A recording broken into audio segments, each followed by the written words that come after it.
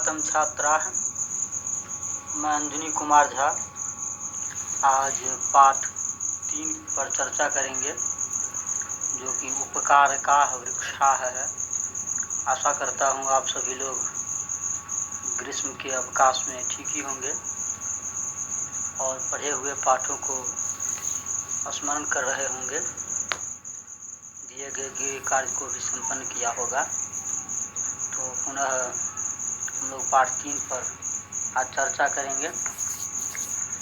उपकारकाः वृक्षाः, उपयोगी पेड़।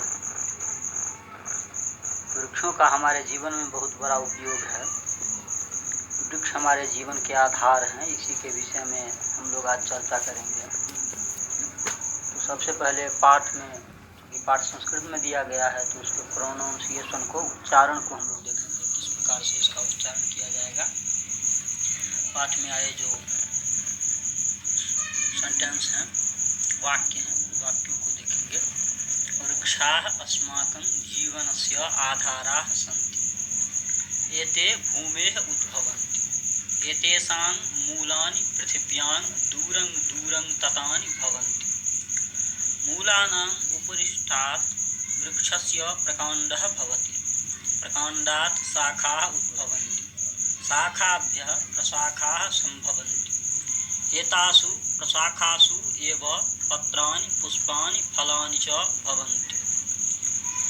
वृक्षाः अपि अस्माकम् इव भुक्त्वा पीत्वा च जीवन्ति। मूलानि वृक्षाणां पादाः भवन्ति, एते पादपैः पिबन्ति, अत एव पादपाः कथ्यन्ते। मूलानि भूमेः रसं गृहीत्वा अन्येभ्यः अवयवेभ्यः यच्छन्ति, येन एते वृक्षाः फलन्ति। वृक्षाः अपि मनुष्याः इव सुखानि दुःखानि च अनुभवन्ति, एतेषु अपि प्राणाः भवन्ति, अत एव एते प्राणिनः इव जायन्ते, वर्धन्ते, म्रियन्ते च। परन्तु एते अचराः सन्ति, अर्थात् एते खग मृग जलचर नराः इव न चरन्ति। वृक्षाणां बहवः भेदाः सन्ति, एतेषु केचित् फलवृक्षाः सन्ति, अन्ये च पुष्पवृक्षाः भवन्ति। वृक्षाः पर्यावरणं सन्तुलितं कुर्वन्ति, एते वर्षायै अपि सहायकाः भवन्ति, एते वातावरणं स्वच्छं कुर्वन्ति। वृक्षाः पर्यावरणे प्रसृतान् प्रदूषितवायून् गृहीत्वा श्वसनक्रियायै अस्मभ्यं प्राणवायुं यच्छन्ति। वृक्षाः पत्रैः, पुष्पैः, फलैः, छायया, वल्कलैः, काष्ठैः च सदैव प्राणिनाम् उपकारं कुर्वन्ति, अतः उपकारकाः एव एते वृक्षाः। एतैः विना अस्माकं जीवनम् असम्भवम् अस्ति, एतेषां रक्षणे एव अस्माकं जीवनस्य रक्षणम्। अत एव कथ्यते रक्षणीयाः एते उपकारकाः वृक्षाः। अब इसके अर्थों को देखते हैं। वृक्षाः अस्माकं जीवनस्य आधाराः सन्ति, पेड़ हमारे जीवन के आधार हैं। एते भूमेः उद्भवन्ति, ये भूमि से उत्पन्न लेते हैं। एतेषां मूलानि पृथिव्यां दूरं दूरं ततानि भवन्ति, इसकी जड़ें भूमि में दूर दूर तक होती है। मूलानां उपरिष्ठात् वृक्षस्य प्रकाण्डः भवति, जड़ के ऊपर वृक्ष की तनाएं होती है, वृक्ष का तना होता है जड़ के ऊपर। प्रकाण्डात् शाखाः उद्भवन्ति, तना से अनेक शाखाएं निकलती है, टहनियाँ जिसको कहते हैं। प्रशाखाभ्यः प्रशाखाः सम्भवन्ति, और डालियों से अनेक छोटे छोटे और उसके प्रशाखा निकलती है, टहनी इत्यादि। एतासु प्रशाखासु एव पत्राणि पुष्पाणि फलानि च भवन्ति, इन छोटे छोटे टहनियों में ही पत्ते, फूल और फल होते हैं।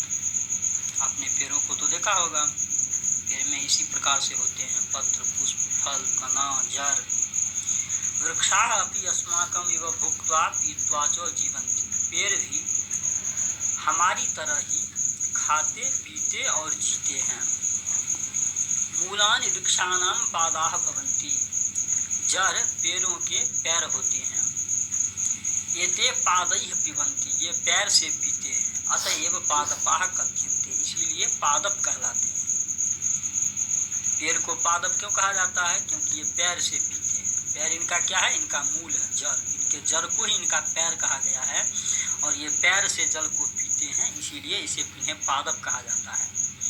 आप बायोलॉजी पढ़ेंगे जब जीव विज्ञान, तो उसमें आपको बताया जाएगा कि सूर्य के प्रकाश में जल से खनिज लवण इत्यादि लेकर के जलीय पदार्थों को, और सूर्य की किरणों में पेड़ अपने पत्तियों की सहायता से भोजन का निर्माण करते हैं।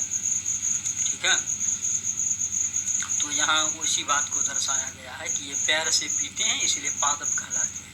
मूलानि भूमेः रसं गृहीत्वा अन्येभ्यः अवयवेभ्यः यच्छन्ति, येन एते वृक्षाः फलन्ति। जड़ भूमि से रस को ग्रहण कर, रस मतलब जल इत्यादि, अन्येभ्यः अवयवेभ्यः यच्छन्ति, अन्य जो पेड़ के पत्ते हैं, टहनियाँ हैं, उनमें भेजते हैं, उनको देते हैं। येन एते वृक्षाः फलन्ति, इसी से ये वृक्ष फलते फूलते हैं। वृक्षाः अपि मनुष्याः इव सुखानि दुखानि च अनुभवन्ति, पेड़ भी मनुष्यों की तरह ही सुख और दुखों का अनुभव करते हैं। इस पर डॉक्टर जगदीश चंद्र बसु, एक बंगाल के बहुत बड़े वैज्ञानिक हुए, उन्होंने रिसर्च किया था कि पेड़ पौधे किस प्रकार से हमारी तरह ही रोते हैं, हंसते हैं, उन्हें भी सुख दुख का अनुभव होता है हमारी तरह। डॉक्टर जगदीश चंद्र बसु ने इस पर रिसर्च किया था। आपको जब पढ़ेंगे विज्ञान को तो उसमें इनके बारे में पढ़ाया जाएगा। एतेषु अपि प्राणाः भवन्ति, इनमें भी प्राण होते हैं। अतएव एते प्राणिनः इव जायन्ते वर्धन्ते म्रियन्ते च, इसीलिए ये प्राणियों की तरह ही जन्म लेते हैं, बढ़ते हैं और मर जाते हैं। परंतु एते अचराः सन्ति, लेकिन ये अचर हैं, ये चलते नहीं हैं। और माने नहीं, चर माने चलने वाला, जो नहीं चलने वाला है उसे अचर कहते हैं। अर्थात एते खग मृग जलचर नराः इव न चरन्ति, अर्थात ये खग माने पक्षी, मृग मतलब जानवर, जलचर मतलब जलीय जीव, मछली इत्यादि, नर मतलब मनुष्य की तरह नहीं चलते हैं।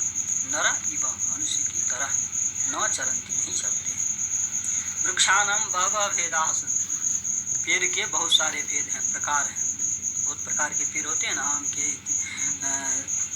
अमरूद के, कटहल के, आप आसपास देखते हैं बहुत प्रकार के पेड़। एतेषु केचित् फलवृक्षाः सन्ति, अन्ये च पुष्पवृक्षाः भवन्ति, इनमें कुछ फल वृक्ष हैं और कुछ फूल वाले वृक्ष हैं। आपने देखा होगा, जैसे कि मैंने अभी पहले ही कहा, आम के, कटहल के, सब फल वाले हुए। फूल वाले वृक्ष हुए, गुलाब के, गेंदे के, ये सब फूल वाले वृक्ष हुए।